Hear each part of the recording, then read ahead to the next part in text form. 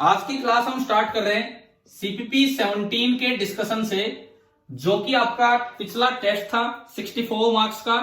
Negative marking हम नहीं कर पाए थे उसमें, और इसकी की मैं आपके ग्रुप पे डाल चुका था, और इस डिस्कशन के साथ ही पेपर भी लिंक कर दूंगा। हम एक बार लाइन से डिस्कशन करते हैं। आप देखो, आपको ध्यान आ जाएंगे सवाल। क्वेश्चन नंबर 1, गैलीलियो के एक्सपेरिमेंट जो थे उसमें टाइम मेजरमेंट के लिए उसने क्या यूज किया था? बताओ, एक बार में ध्यान आना चाहिए था ये पेपर में। His pulse. आपने यार कितने अच्छे से वो 2-3 ही तो लेक्चर पढ़े थे, और हमने एक स्टोरी के तरीके से आगे बढ़ाया था कि भाई पहले ये हुआ फिर ये हुआ। तो क्या ये बात कभी भूलोगे कि गैलीलियो ने क्या यूज किया था टाइम मेजरमेंट के लिए? क्या भूल सकते हो ये चीज? कभी नहीं भूलोगे। तो आंसर आ गया हिज पल्स। सेकंड सुनो, जेनो पैराडॉक्स पढ़ाया था मैंने आपको, जेनो पैराडॉक्स। Yes sir. उससे ये सवाल बना के दिया है। आप यूं बताओ, अगर ये तेज चल रहा है और ये धीरे चल रहा है, तो क्या ये एक फाइनाइट टाइम में इसको पकड़ लेगा या नहीं? बताइए। पकड़ लेगा सर। बिल्कुल बिल्कुल पकड़ लेगा फाइनाइट टाइम में। जेनो ने उस फाइनाइट टाइम को इनफाइनाइट स्टेप्स में ब्रेक करके दिखा दिया। कैसे? बोला जब ये यहां आएगा तो ये 10 मीटर आगे चला जाएगा। बोला फिर ये जब 10 मीटर आगे जाएगा तो 1 मीटर आगे चला जाएगा। जब ये 1 मीटर आगे जाएगा तो 1/10 मीटर। तो जेनो बोला यूं तो आप कभी नहीं पकड़ पाओगे, ये तो इनफाइनाइट स्टेप्स हो गए। इसका मतलब एक फाइनाइट क्वांटिटी को भी आप इनफाइनाइट टुकड़ों में तोड़ सकते हो, और यहीं से इन्वेंशन हुई थी कैलकुलस की, जो न्यूटन और लेबनीज ने की थी। तो इसलिए जेनो पैराडॉक्स बहुत इंपॉर्टेंट है। तो अब देखिए, इसमें रॉन्ग स्टेटमेंट चूज करनी थी। पहली statement, A finite amount of time can be divided into an infinite amount of pieces। बताओ, क्या आप डिवाइड कर पा रहे हो कि नहीं एक टाइम को इनफाइनाइट अमाउंट ऑफ पीसेज में? Yes sir. तो ये तो सही है, ये तो सही, हमें गलत छाटनी थी। Similarly, length of A line can be divided into an infinite number of pieces. Same चीज है, कोई भी फाइनाइट चीज को आप छोटे छोटे इनफाइनाइट टुकड़े कर सकते हो। बिल्कुल सही। तीसरा, sum of infinite number of time intervals is always infinite. क्या infinite number of time intervals का सम हमेशा इनफाइनाइट होता है क्या? हाँ सर। ये मैं एक एग्जांपल देता हूं। मान लो पहला इंटरवल है 1 सेकेंड, दूसरा है 1/2 सेकेंड, तीसरा है 1/4 सेकेंड, अगला इंटरवल और छोटा हो गया 1/8, अगला और छोटा हो गया 1/16। और अगर मैं इनका सम करूं, ये कौन सी सीरीज बन गई बताइए? क्या बनी है? जीपी। ये एक इनफाइनाइट जीपी बनी। इनफाइनाइट जीपी का सम होता है A/1 - R। याद है कि नहीं? R ½ half. तो ये 1/2 बचा, यानी कि ये सम कितना आया? ये इतनी इनफाइनाइट टर्म्स का सम, एक बड़ी फाइनाइट सी वैल्यू आ गई 2 सेकेंड। तो देखो भाई, मैं आपको एक और चीज बताऊं, इस पेपर में ज्यादातर क्वेश्चंस ओरिजिनल थे, ऐसे नहीं थे कि कहीं बने पड़े हैं किसी बुक में। मुझे ध्यान है मैंने आपको क्या पढ़ाया, और मैं उन कॉन्सेप्ट्स को यूज करवाना चाह रहा था। पहला क्वेश्चन है, कहीं नहीं मिलता है, हमने वो गैलीलियो वाली बात से बना के बताया। दूसरा क्वेश्चन ऐसे कहीं नहीं मिलता, वो जेनो पैराडॉक्स को समझाने के लिए यहाँ पे क्वेश्चन बनाए।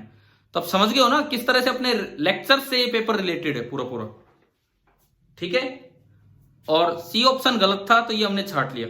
अच्छा, डी ऑप्शन क्यों सही है? डी ऑप्शन क्या लिखता है सुनो, calculus shows that instantaneous speed is the ratio of infinite simal distance।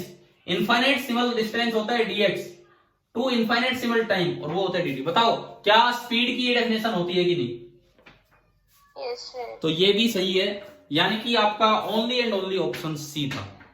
देखो, ये मैं कहता हूं अच्छे लेवल का पेपर था। आसान उसके लिए हो सकता है जिसने सारे लेक्चर्स अटेंड कर रखे हो, नहीं तो इन थ्योरेटिकल कॉन्सेप्चुअल क्वेश्चंस में बच्चा घूम जाता है कि भाई क्या है क्या नहीं। तीसरा एक आसान सवाल था कि x हमें दिया गया है। क्वेश्चन नंबर 3 देखिए आप।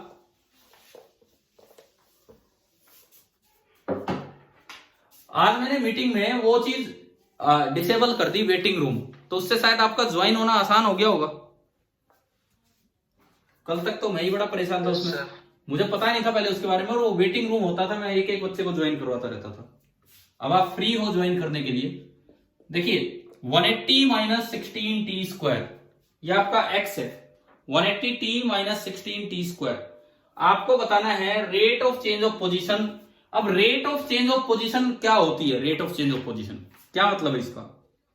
एक्सेलरेशन ना, नहीं, rate of change of position का मतलब है dx बाई dt। वेलोसिटी। तो ये ओनली वेलोसिटी होती है। Rate of change of position is velocity.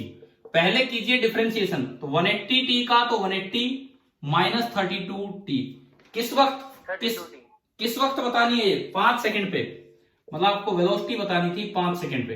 तो आप t की जगह 5 रखते, 180 माइनस 32 इंटू 5, 180 माइनस 160, यह आ गया 20। इसमें यूं बताओ, कोई बच्चा कुछ और मार्क करके आया है क्या? माइनस 32 या 0? No sir. हाँ जी, क्या पूरी क्लास ने सही किया ये वाला सवाल? No sir. तो हाँ, जो अभी बोले हैं क्या नाम है उनका? सर निशांत। निशांत, क्या टिक किया इसमें? सर गलती से 160 में से 180 घटा दिया और नन ऑफ दिस कर दिया। तो अब यार यही तो था ना, मतलब कोई बच्चा पोजीशन निकाल आता है, कोई कुछ निकाल आता है, कोई एक्सेलरेशन तक पहुंच जाता है। अब कोई माइनस 32 भी टिक करके आया है क्या? माइनस 32, अगर कोई माइनस 32 टिक करके आया तो इसका मतलब वो एक्सेलरेशन तक पहुंच गया। तो थोड़ा ध्यान से पढ़ा करो, ऐसे ही सिली मिस्टेक्स ना हो। चलिए सवाल नंबर 4, चौथा सवाल देखिए। ये भी एक आसान क्वेश्चन है। Fourth one is also an easy question. उसमें लिखता है कि velocity v is equal to 2t plus 13 metre पर सेकेंड। तो आपको इसकी एक्सेलरेशन बतानी है, 5 सेकंड पे इसकी एक्सेलरेशन क्या होगी। पहली बात, क्या t5 अभी पुट करना है या पहले डिफरेंशिएशन करके एक्सेलरेशन का एक्सप्रेशन लाना है? बताओ क्या करना है? डिफरेंशिएशन करके एक्सेलरेशन का। तो आप a निकालेंगे dv बाई dt, तो वो ओनली 2 आ रहा है। अब इसमें तो 5 सेकंड कहां रखे, बताओ फिर कहां रखे, इसमें कैसे होगा अभी आगे? इन्होंने तो पूछा 5 सेकंड पे एक्सेलरेशन बताओ, क्या इसमें कहीं t रखने की जगह बची है? नहीं। इसका मतलब आप किसी भी समय एक्सेलरेशन निकालिए, वो आपका यही होगा। तो आंसर आ जाएगा 2 मीटर पर सेकंड। हाँ जी भाई, इसमें बताओ मुझे, किसी को कोई डाउट आया हो तो वो डिस्कस कीजिए यहाँ पे। सेकंड स्क्वायर आएगा। हाँ सॉरी, थैंक यू। अब ये बताओ, इस सवाल में किसी को कोई डाउट आया हो तो वो डिस्कस कीजिए यहाँ पे, वो वाली बात। No sir. ठीक है नो सर। भाई, मैं अब देखो, मुझे आज वो रिजल्ट देख के पता लगा कि आपकी क्लास में 20 ही बच्चे, एक है 19 बच्चे, 19 बच्चों का बैच एक बड़ा है। चलो एक दो आ भी गए, 20 ही मान लो, आप 20 मान लो। अब सुनिए, इससे पहले मैंने 3 साल यदुवंशी में पढ़ाया था, सुपर 30 बैच। तो जब मैंने ज्वाइन किया तो एक टॉप बैच उन्होंने बना रखा था जिसका नाम था सुपर 17, उसमें 17 बच्चे थे, सुपर 17, वो पढ़ाया था मैंने, काफी अच्छा उसका रिजल्ट भी रहा। तो आपके बैच को देख के मुझे इस बैच की याद आ रही है, सुपर 17 बैच की। कारण यह है कि यहाँ और बैचेज में तो 40 से ऊपर बच्चे हैं, सेक्शन सी में 58, काफी स्ट्रेंथ है, उस रिजल्ट को देख के पता लग रहा है। तो भाई आप अपने बैच को सुपर 17 बैच की तरह, 17 नहीं तो सुपर 20 बैच की तरह बना के चलो। मैं एक एक बच्चे से जुड़ना चाहता हूं, एक एक चीज आपको आनी चाहिए, और जो चीज एक बार डिस्कस हो चुकी है क्लास में, आपकी कॉपी में हो और टेस्ट में आए तो वो 100% सोल्व हो। अगर ऐसा कर दोगे तो 100 मार्क्स ही आएंगे, उससे कम नहीं आएंगे। ठीक है? अरे कुछ मन कर रहा है कि नहीं 100 नंबर लाने का? ठीक है, ये जोश रहना चाहिए, अब ये कम नहीं होना चाहिए। मैंने आपको बता दिया, आप 20 बच्चे हो तो 20 बच्चे तो पता नहीं कैसा रिजल्ट ला के दिखा दें। देखिए सवाल नंबर 5वां देखो, मैं एक एक छोटे छोटे कॉन्सेप्ट्स, इतना कम मैटर था पेपर बनाने के लिए, केवल वो छोटे छोटे लेक्चर्स, 2.5 लेक्चर, जिसमें कभी जेनो पैराडॉक्स की बात हो रही है तो उनपे भी क्वेश्चन बनाए, कभी वो लेडी कार लेके जा रही थी, वो पुलिस को परेशान कर रही थी ना, चालान नहीं करने दे रही थी, ध्यान है? तो उस पर भी क्वेश्चन बनाया, गैलीलियो वाला एक्सपेरिमेंट, उस पर भी क्वेश्चन बनाया। यूं कर करके आपको 16 सवाल दिए थे। देखते हैं, अब सारे डिस्कस करते हैं। क्वेश्चन नंबर 5 देखो, आपको वेलोसिटी दी है as a function of position. तो बताओ, अगर velocity as a function of position हो तो एक्सेलरेशन कैसे आएगी?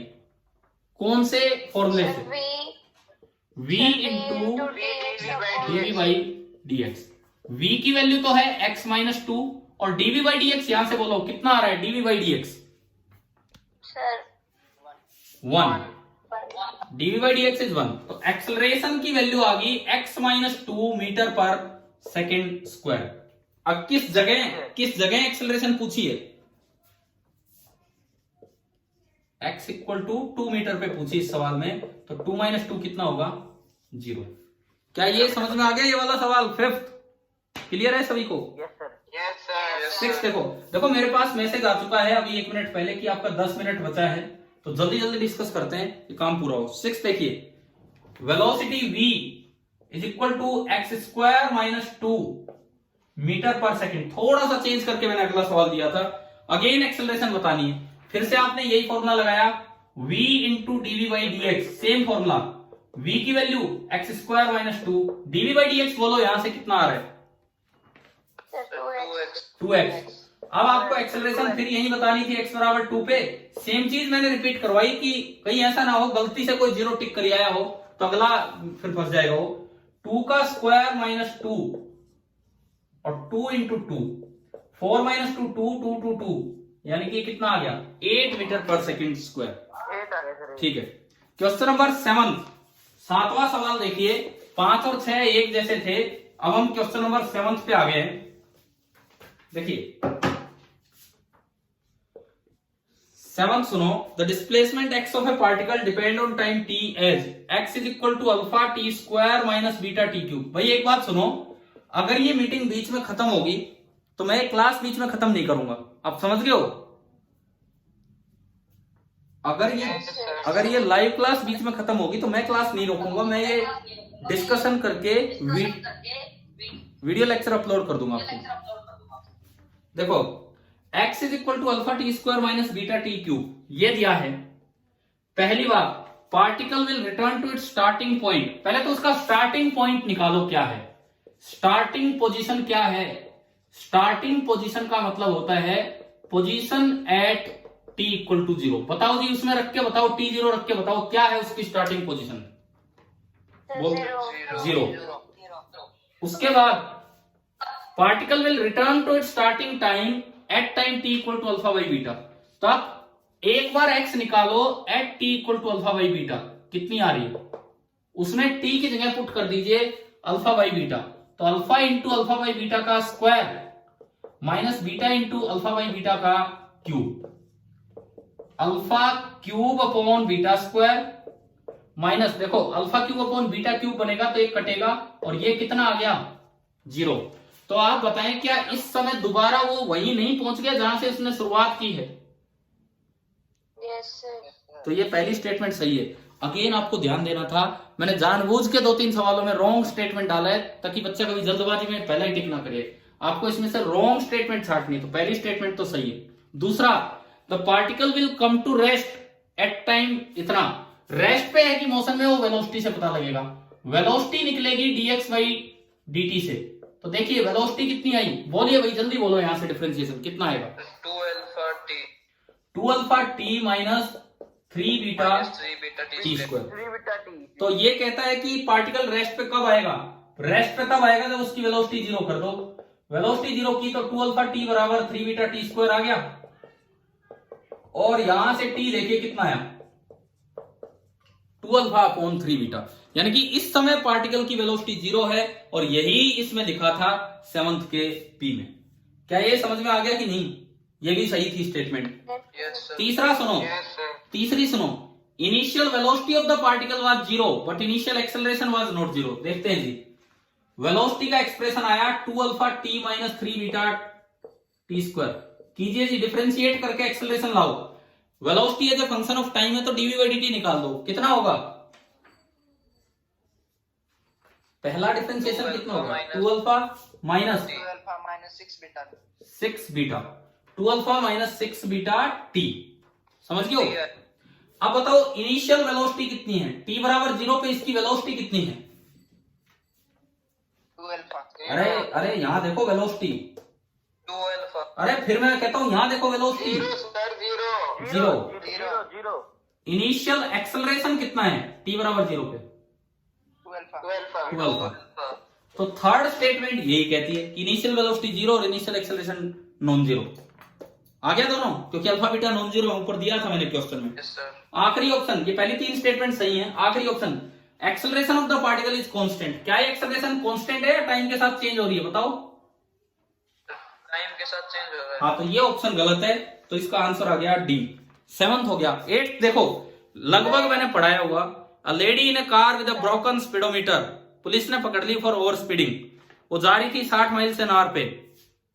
तो बताओ पहली स्टेटमेंट, क्या वो पिछले 1 घंटे से चल रही थी? क्या हम बोल सकते हैं ये?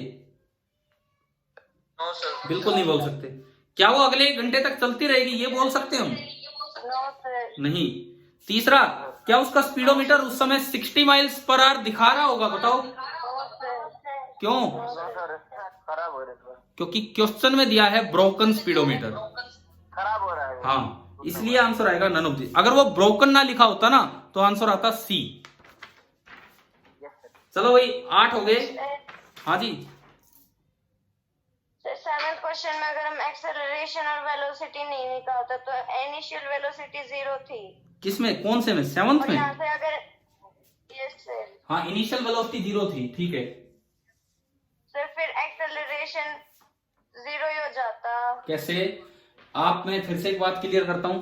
हमेशा गाड़ी घर से स्टार्ट करते हैं तो इनिशियल वेलोसिटी 0 ही होती है, लेकिन एक्सेलरेशन होती है तभी वो गाड़ी स्टार्ट होकर आगे बढ़ पाती है।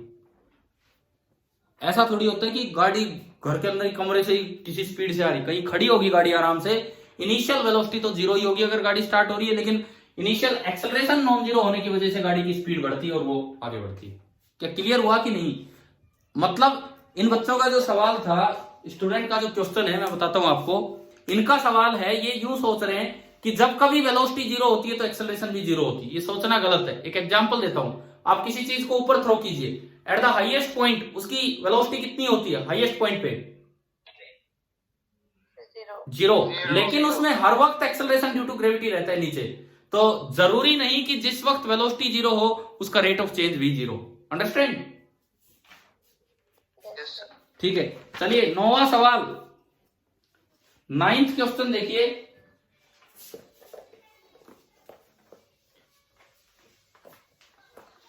या फिर एक काम करो, सुनो, ये अभी एक साइड पेज की डिस्कस हुई है 8 तक, और ये टाइम जस्ट पूरे होने वाला है 1-2 मिनट में। मैं अभी थोड़ी देर बाद आपको फिर लिंक भेज दूंगा और इसका सेकंड पेज हम डिस्कस कर रहे होंगे, क्योंकि उसमें 9th 10th कुछ अच्छे सवाल हैं और आगे भी कुछ ठीक ठाक सवाल हैं। क्लियर? क्योंकि अभी अगले सवाल में बीच में ही फिर ये क्लास डिस्टर्ब होगी और फिर मुझे वो वीडियो वैसे भेजना पड़ेगा। मैं आपके लिए अभी थोड़ी देर में एक लिंक भेजता हूं, आप अपना काम कीजिए, वो लिंक आ जाएगा, उसके अकॉर्डिंग हम क्लास स्टार्ट करते हैं। क्लियर है? ठीक है, थैंक यू। कितनी देर में भेजें सर? अभी भेजता हूँ बना के, 1 मिनट रुको, मैं देखता हूँ क्या टाइम है उसके अकॉर्डिंग। अभी भेज रहा हूँ, आप वेट कीजिए 5-10 मिनट। हाँ जी। सर अभी पिछले लेक्चर में वो जो 30-40 मिनट का लेक्चर था उसमें हमने part first, page first discuss किया था। अब हम पेज सेकंड स्टार्ट कर रहे हैं।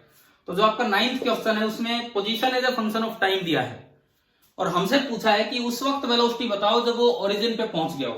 ये लिखा है 9th सवाल में कि उस वक्त वेलोसिटी बताओ जब ओरिजिन पे पहुंचा। तो पहले तो आप वेलोसिटी का एक्सप्रेशन ले आओ। अगर x as a function of time हो तो v होता है dx by dt। बोलते रहे, इसका डिफरेंशिएशन कितना आएगा? 3t² - 12 का 6t मीटर पर सेकेंड, ये आया। अब देखो, इन्होंने टाइम नहीं दिया। अगर मुझे टाइम दिया होता भाई 1 सेकंड पे बताओ, 2 सेकंड पे, मैं सीधा बता देता।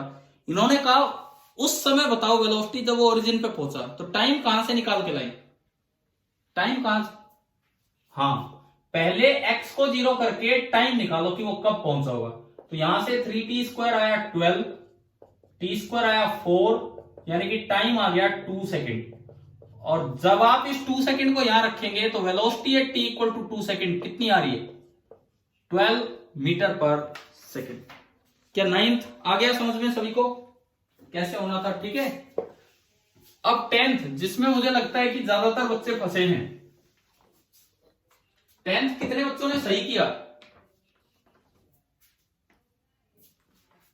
ये था 3s2/s1 वाला। The displacement of a particle moving on a straight line is given by, एक एक्स एक्सिस पे कोई पार्टिकल चल रहा है, क्वेश्चन नंबर 10th में ले रहा हूं। x is equal to 16t - 2t², 16t - 2t², where x is in meter and t is in second. Distance traveled by the particle during the first 2 seconds is s1 and first 6 seconds is s2. तो आपको value बतानी है 3s2/s1 की। पहले 2 second में जो चला वो इतना चला और पहले 6 सेकंड में इतना चला। हाँ भाई, ज्यादातर बच्चे नहीं कर पाए ना शायद ये वाला सवाल। देखिए अब सुनो, पता नहीं क्यों नहीं कर पाए। मैं क्लास में वो उस दिन उस सीपीपी का पहला सवाल लेके मैंने आपको बहुत कुछ डिस्कस करवाया था कि ये ऐसे होता ऐसे होता तो ये होता। मैंने उस समय समझाया था डिस्प्लेसमेंट निकालना आसान है, change in position, but distance change in position नहीं होता है। डिस्टेंस के लिए आपको एग्जैक्टली देखना पड़ेगा क्या वो कहीं रुक के तो नहीं आए। पहले बताओ t बराबर 0 पे वो कहां है, इसकी पोजीशन बताओ t बराबर 0 पे। 0। एक बार बताओ 2 सेकंड पे, t बराबर 2 सेकंड पे वो कहां है। t बराबर 2 सेकंड पे वो कहां है। 16 गुना 2 32, 32 माइनस 8 24 पे।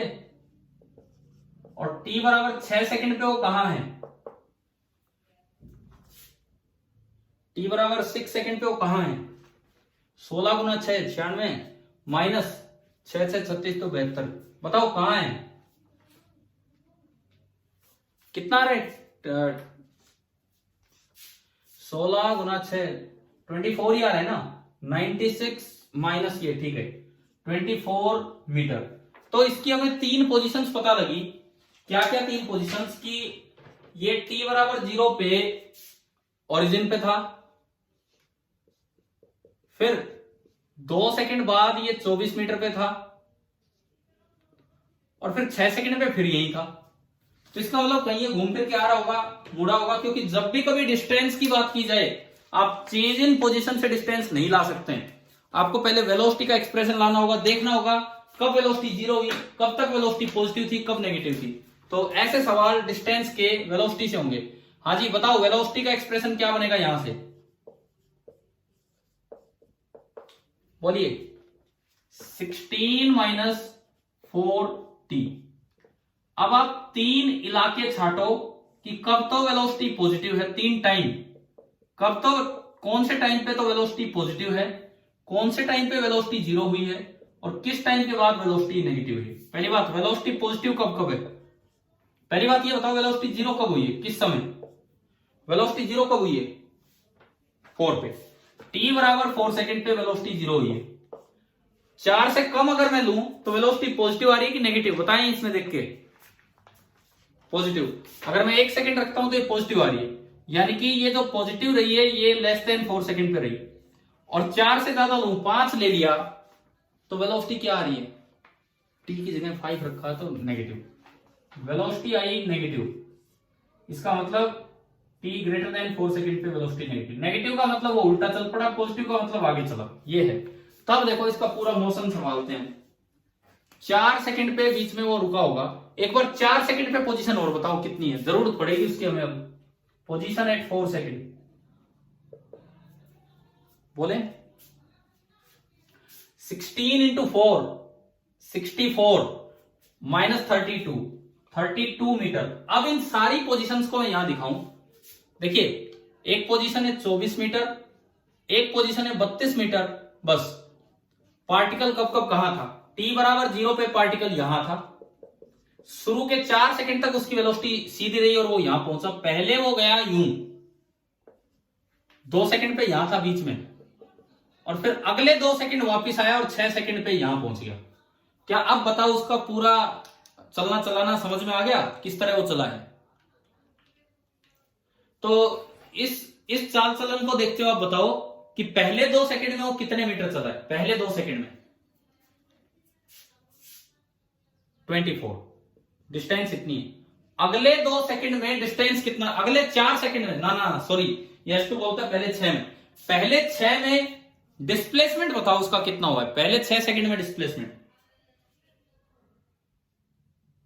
नहीं, पहले 6 सेकंड में डिस्प्लेसमेंट 24 ही। पहले 6 सेकंड में डिस्प्लेसमेंट तो 24 ही है। अब बताओ पहले 6 सेकंड में टोटल डिस्टेंस कितनी कवर की उसने, बोलिए। पहले 6, देखो 32 तो यूं गया, और फिर कितना वापिस आ रहा है, कितना वापिस आ रहा है आप बताओ, 8। तो अब बताओ कितना डिस्टेंस चला है पहले 6 सेकंड में, 40। 56 कहां से हो गया, यूं जोड़ दिए कुछ ना कुछ। S2 आपका आया 40, तो मेरे पास S1 24 आ गया और S2 40 आ गया। अब इसमें वैल्यू पुट कर दो, तो 3S2 by S1, 3 into S2 40 by S1 24, 4 से गया 6, 10, 3, 1, 2 और ये 5, तो 3S2 बाई S1 की वैल्यू आ गई 5। क्या अभी समझ में आ गया ये सवाल? देखो देखो अब सुनो, समझ में अगर आ गया तो ये आप कर सकते थे। आप बताओ क्या उस क्लास में, क्या उस सीपीपी के साथ पहले क्वेश्चन को लेके मैंने चेंजेस करके ऐसा भी काम करवाया था कि नहीं आपको, कि अगर डिस्टेंस निकालना हो तो करवाया था ना? तो अब एटलीस्ट ये बात आप ध्यान रखें, आगे से अगर कभी भी डिस्टेंस निकालना होगा तो क्या खाली एक्स के एक्सप्रेशन को देख के डिस्टेंस ला सकते हो? पहले वेलोसिटी निकालेंगे, उसमें जीरो पॉजिटिव नेगेटिव देखेंगे, फिर डायग्राम बनाएंगे और फिर डिस्टेंस लाएंगे। खाली एक्स को देख के तो चेंज इन पोजीशन आ सकता है और वो होता है डिस्प्लेसमेंट। हो गया, सभी को समझ में आ गया ना ये सवाल? 10th क्वेश्चन यार, ये आपसे नहीं, 12th वालों से। आपके टेस्ट में आपने देखा और रैंक लिस्ट जो मैं भेजता हूं, कुछ 3-4 बच्चे 5 बच्चे 12th के भी होते हैं। वो 12th का मेडिकल सेक्शन है जिसको मैं पढ़ाता हूं, और मैंने उनके लिए कोई कंपल्सन नहीं है, उनको फ्रीली बोल रखा है कि भाई जो +1 के ये वाले टेस्ट जो मैं लूंगा आप अपने लेवल पर रिवीजन करो। मैं काइनेमेटिक्स मैंने उनको पढ़ाई भी नहीं है, पिछली साल मैंने उनको स्टार्ट की थी नेक्स्ट यूनिट से। काइनेमेटिक्स मुझसे पहले कोई टीचर पढ़ा गए थे, तो मैंने उन्हें ये भी बोल रखा है आप चाहें तो लेक्चर अटेंड कर सकते हैं, वीडियो लेक्चर जो मैं आपके दे रहा हूँ, प्लस टेस्ट जो बच्चा देना चाहे वो दे सकता है। तो उनमें से कोई 3-4 बच्चे जो इंटरेस्टेड होते हैं पेपर देने आते हैं, लेकिन शायद आप लोगों ने अच्छा परफॉर्म कर रखा है। देखो ये इस टेस्ट की मैं बात करूं, ये पोजीशन देने का मेरा तरीका समझ में आ गया होगा कि अगर 4th रैंक पे 5 बच्चे हैं तो सीधा फिर वो 10th पे चला गया आगे। नेक्स्ट पोजीशन मतलब आपसे ऊपर कितने बच्चे हैं इस क्लास में, ये मतलब होता है। अच्छा देखो, इस क्लास में 12th का पहला बच्चा आ रहा है गर्वित गुप्ता 44 मार्क्स पे, और आपके टॉपर है 56 पे। तो इसका मतलब आप लोग अच्छा परफॉर्म कर रहे हो। गर्वित भी एक अच्छा बच्चा है, लेकिन आप उनसे भी अच्छा परफॉर्म कर रहे हो। चलिए भाई, अब फिर मुझे बताओ कि काइनेमेटिक्स में शुरुआत हुई है अभी, कैसा लग रहा है, समझ में आ रहा है एक एक पॉइंट? ठीक है, क्वेश्चन नंबर 11th क्वेश्चन मैंने क्यों दिया था, थोड़ा आपको 9th की याद दिलाने के लिए, थोड़ा आपको 9th क्लास की याद दिलाने के लिए 11th क्वेश्चन दिया था कि अगर किसी बच्चे को रिजल्ट की तरह भी याद हो तो वो ये कर पाए। अब मैं बताता हूं क्लास 9th के 2 रिजल्ट्स, जो अपने नोट्स में आप ऐड कर लेना। क्वेश्चन देके फिर मैं आपको बता रहा हूं, क्योंकि 9th में पढ़ा चुके होते हैं। देखिए, अगर कोई कुछ स्पीड चला v1, कुछ डिस्टेंस चला v1 स्पीड से, और अगली कुछ डिस्टेंस चला v2 स्पीड से। मान लीजिए ये टाइम है t बराबर 0, ये टाइम है t बराबर t1, और यहां टाइम हो गया t1 प्लस t2। इस दौरान इसने डिस्टेंस ट्रेवल की s1 और इस दौरान डिस्टेंस ट्रेवल की s2। तो एवरेज स्पीड का टोटल फॉर्मूला होता है total distance upon total time taken. ये पता है ना ये तो सभी को? हाँ जी पता है, average speed is equal to, ये बता भी दिया था मैंने लास्ट टाइम। अच्छा अब सुनो, इसके 2 स्पेशल केस होते हैं। अगर t1 बराबर t2 हो, मतलब सेम टाइम इंटरवल के लिए चला है, अगर t1 बराबर t2, पहले 5 सेकंड इतनी स्पीड से, अगले 5 सेकंड इतनी स्पीड से, तो ऐसे केस में एवरेज v का डायरेक्ट फॉर्मूला है arithmetic mean of v1 and v2। Arithmetic mean का मतलब है v1 प्लस v2 बाई 2। और अगर टाइम की बजाय डिस्टेंस बराबर हो, जितना v1 स्पीड से चला उतना ही v2 स्पीड से चला, तो जो एवरेज v होता है that is geometric mean of v1 and v2। Average v जो होता है that is geometric mean of v1 and v2। Geometric mean कैसे निकालते हैं मैंने मैथमेटिकल टूल्स के समय बताया था। 2 अपॉन ज्योमेट्रिक मीन बराबर 1 upon v1 plus 1 upon v2। और यहां से अगर आप एवरेज v निकालोगे तो उसका फॉर्मूला आएगा 2v1 v2 upon v1 plus v2। पहले तो ये बताओ क्या ये 2 रिजल्ट्स याद हो जाएंगे आपको? क्या नाइन्थ में पढ़े हैं ये रिजल्ट, नाइन्थ क्लास में? हाँ जी पढ़े हैं ना नाइन्थ क्लास में। तो अगर कोई बच्चा चाहे प्रूव करना तो इससे प्रूव कीजिए, इससे प्रूव कीजिए। कैसे? ये कांस्टेंट स्पीड है, यहां से यहां कांस्टेंट स्पीड है, तो मैं S1 को लिख सकता हूं V1 T1, मैं S2 को लिख सकता हूं V2 T2। मैंने दोनों उठा के इसमें पुट किए, V1 T1 plus V2 T2 divided by T1 plus T2। अब बताओ पहला क्या कहता है, T1 बराबर T2, तो दोनों को T मान लो, ये भी T, ये भी T और ये 2T। 2T कैसे? T प्लस T 2T, ठीक है। ऊपर से T कॉमन आया, नीचे 2T, 2T का T और ऊपर का T कट गया, तो बताओ क्या बचा? आ गया? समझ में आ गया ये? ठीक है। अगर S1 और S2 बराबर होते, अगर S1 और S2 बराबर होते तो इसको मत हटाओ, इसको तो लिखा रहने दो S1 प्लस S2। यहां से V1 बताओ कितना आ रहा है, यहां से V1 कितना आ रहा है? S1 बाई T1, और यहां से V2 कितना आ रहा है? S2 by T2। तो T1 की जगह मैंने रखा S1 बाई V1 और T2 की जगह रखा S2 बाई V2। अब हमने लिखा है कि S1 बराबर है S2, आप दोनों को S बोल दीजिए, S1 S2 दोनों को S बोला तो ऊपर बन गया 2S, नीचे देखो S तो कॉमन आया, 1 by V1 plus 1 by V2 का एलसीएम आएगा V1 V2 और ऊपर बचेगा V2 प्लस V1, S से S कटेगा और ये V1 V2 ऊपर जाके बताओ क्या ये फॉर्मूला बन गया कि नहीं? देखो हमारे इन टेस्ट का पर्पज ये भी है, ये जो पीरियोडिक टेस्ट चलते रहेंगे 3-3 दिन में, इनका टाइम पीरियड है 3 दिन में आपका नंबर आ जाएगा। आप कुछ इंटरेस्ट बन रहा है भाई इन टेस्ट की तरफ, कुछ इंटरेस्ट बन रहा है कि नहीं? कुछ अच्छा करके दिखाना इनमें, बोर तो नहीं यार, शायद मजा ही आता होगा, बोर तो नहीं होते ऐसे पेपर देने में, छोटे छोटे पेपर, ठीक है। तो इन टेस्ट से ही हम अपने नोट्स बढ़ाते चलेंगे। मैं इस टेस्ट में हर वो चीज नहीं करवाऊंगा जो सिखा रखी है, कुछ क्वेश्चन उन पे थे जो सिखा रखा था, कुछ ऐसे हैं जो सिखाना है, लेकिन आप अगर याद है नाइन्थ का तो आपने लगा लिया। चलिए अब बताओ क्वेश्चन नंबर 11। ये कहता है car travels from A to B at a speed of 20 kilometre per hour. A से लेके बी तक गई 20 किलोमीटर पर आवर तक, S1 distance 20 kilometre per our से। फिर कहती है रिटर्न्स, अब अगर रिटर्न कर रही है 30 किलोमीटर पर आवर से, तो डिस्टेंस सेम है कि टाइम सेम है? डिस्टेंस जितना गई उतना यही डिस्टेंस, और अगर डिस्टेंस सेम है तो एवरेज वी का क्या फॉर्मूला है? 2v1v2 तो 2 into 20 into 30 upon v1 plus v2 50। 0 0 5 6 6 गुना 4 24, तो 24 आ गया। क्या ये फॉर्मूला आप लोगों को याद था क्या जो पेपर में किया हो इससे किसी भी बच्चे ने? नो सर, ठीक है कोई बात नहीं, अब सबको याद हो जाना चाहिए। और अगर इसी सवाल में बोला होता कि पहले 1 घंटे वो 20 किलोमीटर पर आवर से गया, अगले 1 घंटे वो 30 किलोमीटर पर आवर से गया, तो बताओ एवरेज स्पीड क्या है? v1 प्लस v2 बाई 2, ठीक है। ये हमारा हो गया क्वेश्चन नंबर 11। इसके बाद देखिए क्वेश्चन नंबर 12। भाई देखो डिस्कशन बहुत जरूरी है, जो भी काम दिया जाए उसका डिस्कशन जरूर किया कीजिए, उसके बिना तो कितने ही मैं बना देते रहूं असाइनमेंट, कोई फर्क नहीं पड़ेगा। Question number 12, a car runs at a constant speed on a circular track of radius 100 metre. 9th में किए होंगे ऐसे सवाल। 100 मीटर रेडियस में ये घूम रही है, taking 62.8 second on each lap. एक राउंड पूरा होने में जो टाइम लगा वो लगा 62.8 सेकेंड। अजीब सा ही टाइम दिया, लेकिन कोई बात नहीं। It's average speed and average velocity on each complete lap. यूं बताओ जब एक लैप कंप्लीट हुआ तो डिस्प्लेसमेंट कितना हुआ? 0। तो एवरेज वेलोसिटी होती है total displacement upon total time, तो एवरेज वेलोसिटी तो कितनी आ गई? 0, ठीक है।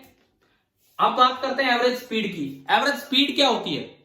Total distance upon total time. तो टोटल डिस्टेंस पूरे राउंड में 2 पाई r, 2 इंटू पाई। अब आपको खुद दिमाग लगाना चाहिए कि यहां पाई कितना रखना हो चाहिए हमें, 3.14, ताकि ये कटे। रेडियस 100 और टाइम है 62.8। ऊपर देखो ये 314 गुना 2 628 बटे 62.8 कितना आ गया 10। तो एवरेज स्पीड 10 है और एवरेज वेलोसिटी 0 है। ये लास्ट ऑप्शन में था 10 0। समझ गए हो? नेक्स्ट देखो अगला सवाल। मैं आपके लिए यार जब पेपर देता हूं कहीं से यूं नहीं होता कि फटाफट किसी बुक से या किसी असाइनमेंट से उठा लिए और कॉपी करके डाल दिए। एक एक क्वेश्चन आपके लिए दोबारा टाइप किया जाता है, एक एक क्वेश्चन कुछ सोचते समझते हुए काफी टाइम लगा के पेपर बनाए जा रहे हैं। कहने को बड़ा आसान पेपर है, छोटी सी कॉन्सेप्ट पे कुछ बातें आई नहीं फिजिक्स की, लेकिन हम काइनेमेटिक्स पे ऐसे ऐसे पेपर देते चले जिससे हमें समझ में आए। Next question number 13। एक अलग सा ट्रैक दे रखा है पी से ये लेंथ है ए, उसके बाद एक सेमी सर्कल है 2r इसका डायमीटर है, उसके बाद ये क्यू पॉइंट दिया है, यहां ये लेंथ है b, उसके बाद एक बड़ा सेमी सर्कल है जिसका डायमीटर है 4r और पूछा है ये पॉइंट है r। पहली बात डिस्टेंस और उसके बाद डिस्प्लेसमेंट, वैल्यू बाद में पुट करेंगे। एक बार डिस्टेंस बताओ यहां से देख के। डिस्टेंस पहली डिस्टेंस है a plus pi into r की 2r, बोलो r। अरे 2r वाले बच्चों ये सुनो, ये 2r डायमीटर है तो रेडियस कितना होगा?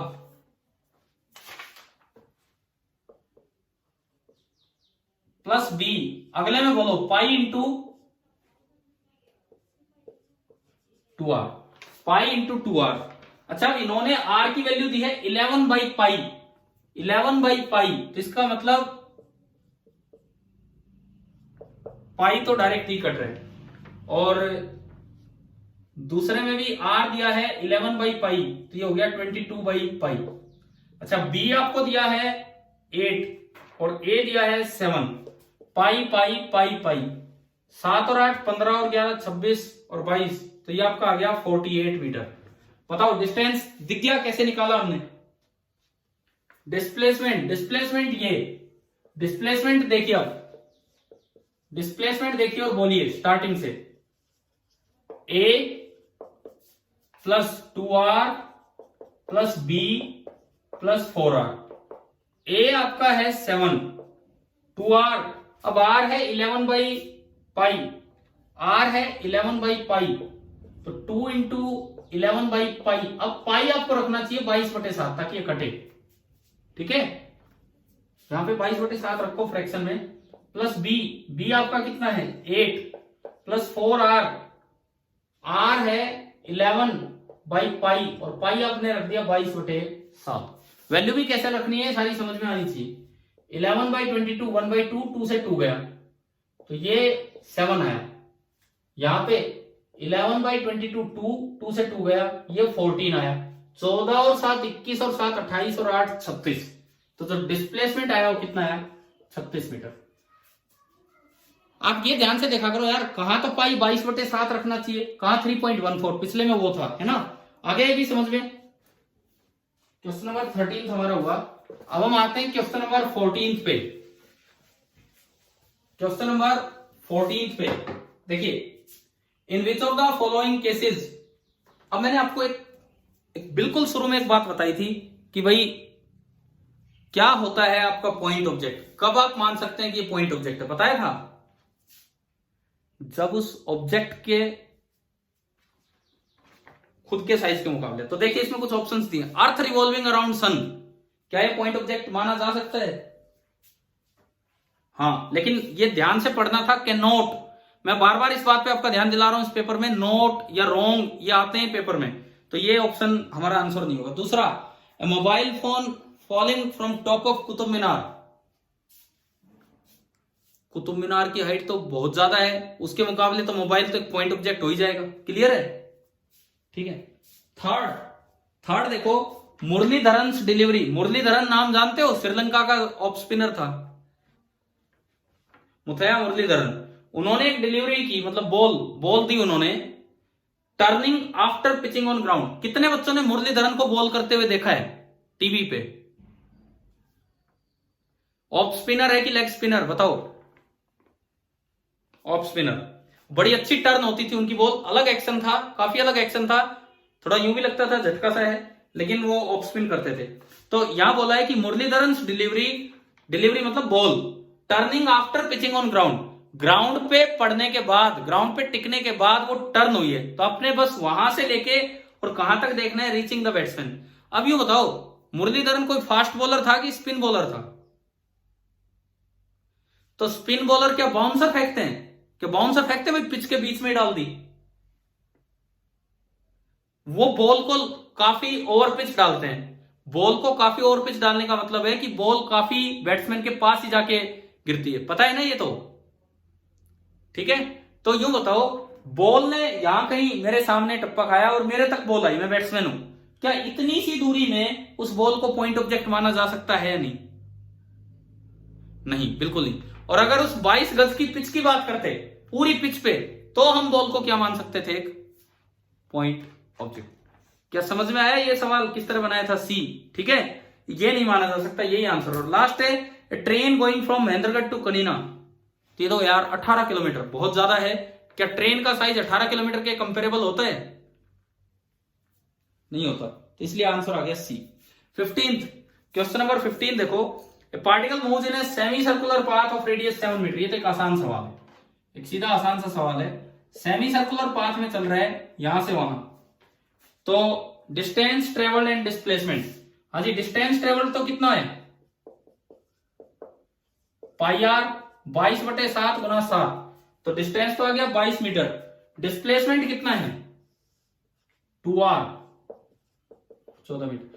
पता है ये सवाल देने का पर्पज एक ही था। कई बार बच्चा जल्दबाजी में ये भूल जाता है कि पहले डिस्प्लेसमेंट देना है कि पहले डिस्टेंस, और 14/22 पहला ऑप्शन देखते ही टिक कर दिया था, जबकि इसमें पहले डिस्टेंस पूछा है और कोई पर्पज नहीं था सवाल देने का, बिकॉज ऐसा तो ऊपर आ भी चुका है। हाँ जी, हो गया ये, ठीक है। 16th जैसी बात मैं आपके सामने डिस्कस कर चुका था और आप बार बार कह रहे थे झूठ बोल रहा है, झूठ बोल रहा है, और मैं कह रहा था नहीं यार झूठ नहीं बोल रहे। इसमें क्या है देखो, you are sitting in a train travelling from Mahendragarh to Rewari. Mahendragarh से रेवाड़ी कोई ट्रेन जा रही है।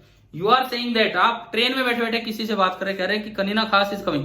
भाई मुझे माफ करना, मैं बार बार ये कनीना डाल देता हूं, मैं कोई और भी शहर या गांव डाल सकता हूं, बट बस मैं यहां रहता हूं इसलिए यही दिमाग में आ जाता है और लिख देते हैं कि कोई महेंद्रगढ़ से रेवाड़ी जा रहा है, ट्रेन में बैठा हुआ कह रहा है कि कनीना आ रहा है एंड गुड़ा इज ऑलरेडी पास्ट। गुड़ा जा चुका है और कनीना आने वाला है, मतलब ट्रेन इन दोनों के बीच में है।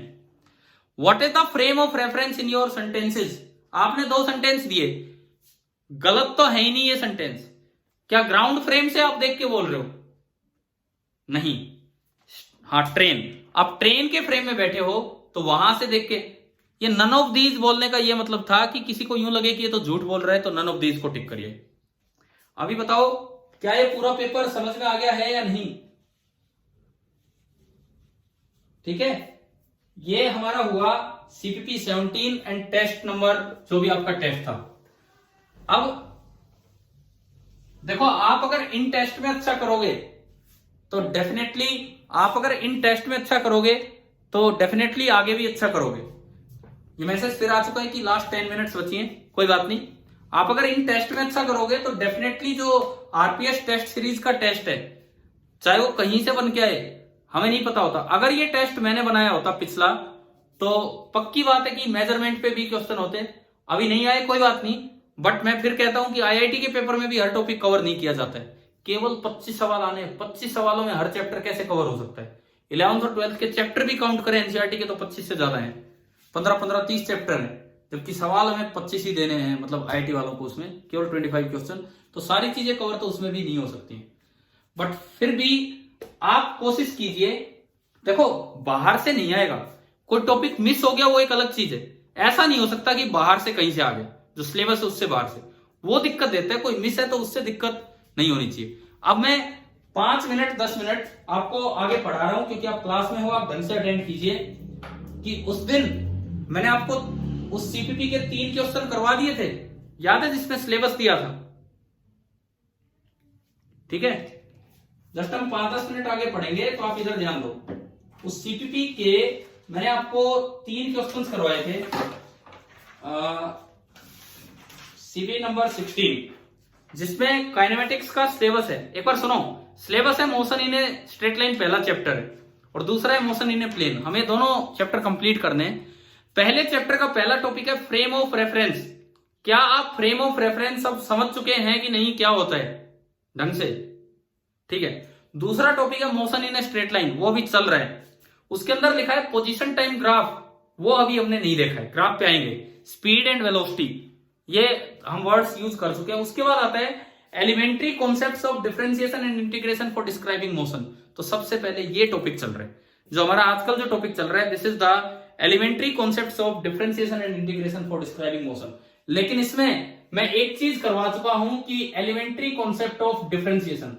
तो अब जो आज की क्लास में अभी जो रिमेनिंग 5 मिनट काम चलेगा, that is elementary concepts of integration. Differentiation होने के बाद इंटीग्रेशन, किस लिए? For describing motion. Elementary concepts of integration for describing motion. देखो क्या है, देखिए आप मुझे एक बात बताओ, अगर x as a function of time दिया हो, मुझे वेलोसिटी तक पहुंचना है, तो क्या करना होता है बताइए? x as a function of time दिया है और मुझे वेलोसिटी तक पहुंचना है, क्या करना होता है? डिफरेंशिएशन। मैंने कर दिया एक बार डिफरेंशिएशन और मुझे मिल जाता है velocity as a function of time. ये g क्यों लिखा? ये कोई ग्रेविटी नहीं है, f एक अलग फंक्शन है, g एक अलग फंक्शन है, h एक अलग फंक्शन होगा। समझ गए हो ना? ये कोई भी फंक्शन हो सकते हैं, किसी तरह डिपेंड कर सकता है इस पे।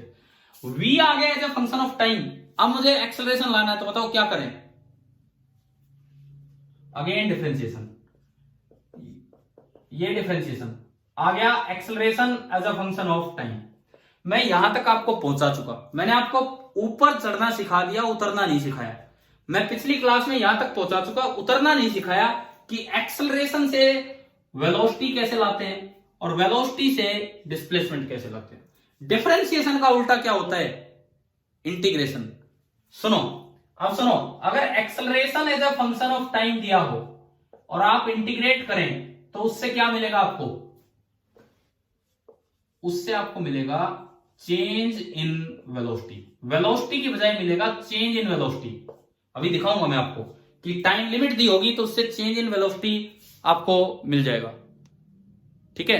और आखिरी चीज है कि वेलोसिटी से यहां पहुंचना हो, वेलोसिटी से यहां पहुंचना हो पोजीशन पे, चेंज इन पोजीशन, जिसको आप डिस्प्लेसमेंट भी नाम देते हैं, तो उसके लिए अगेन आपको क्या करना होगा? इंटीग्रेशन। कुछ एक मिनट ये बताओ, ये सीक्वेंस आई क्या समझ में? सीक्वेंस आई समझ में? मेरे मोबाइल में ये आपकी जो जूम मीटिंग चल रही है, इसमें एक मैसेज आ चुका है कि भाई आपका फोन ओवर रेटेड हो चुका है, तो कैमरा रिस्ट्रिक्ट हो गया है। क्या आपको साफ दिख रहा है कैमरा, या बहुत हल्का दिख रहा है? ये मतलब बोर्ड, ये इसमें तो मेरे सामने डार्क हो चुका है। खैर ये अब सुनो, तो इधर सुनो। ये रूम यार बड़ा गर्म है वैसे भी, मैं आपको बताऊं, कुछ इसकी अपनी हीटिंग होगी, कुछ यहाँ पे मैं पंखा नहीं चलाता हूं जो आपको पढ़ाता हूं, उससे आवाज में डिस्टर्बेंस होती है। इधर देखें आप, यूं सीखें, एक्स दे रखा है as a function of time, X दे रखा है as a function of time. एक बार डिफरेंशिएशन करोगे तो क्या मिलेगा? वेलोसिटी। एक और बार डिफरेंशिएट करेंगे तो क्या मिलेगा? एक्सेलरेशन।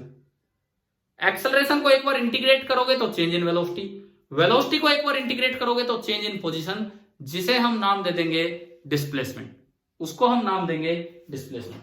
ठीक है। अब अगर मैं इसे इक्वेशंस की तरह दिखाऊं, इक्वेशंस की तरह, जो आपके उस सीपीपी के अगले 3 सवाल थे वो इंटीग्रेशन पे थे। पहले 3 डिफरेंशिएशन पे, अगले 3 इंटीग्रेशन पे। सुनो, ध्यान से सुनो, इंटीग्रेशन की इक्वेशन सुनिए। आपकी v की इक्वेशन क्या होती है बताना? dx/dt। यहां से dx कितना आ गया? v dt।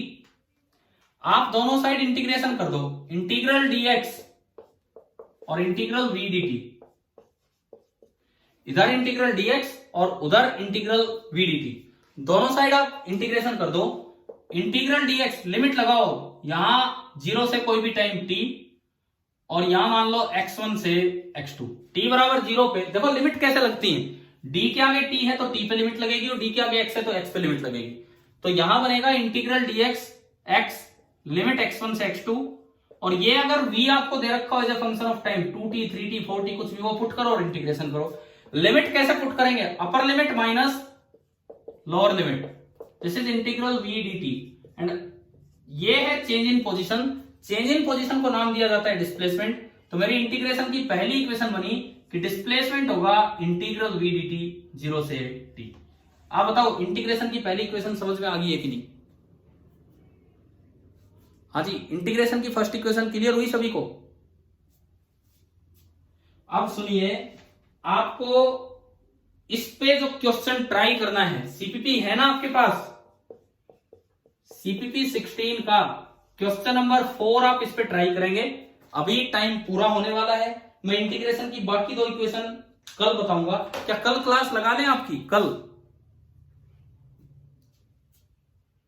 ऐसी हो पाएगी 40 मिनट? भाई ज्यादा नहीं हो सकती मेरे जूम से, 40 मिनट की हो पाएगी। तो 2 करना चाहोगे 80 मिनट की, नहीं तो एक 40 मिनट की। तो कल मैं आपको टाइम भेज दूंगा किस समय क्लास होगी, आप उसे अटेंड कीजिए। चलिए अभी आज की क्लास हम यहीं रोकते हैं। शायद आपको समझ में आया होगा। Thank you.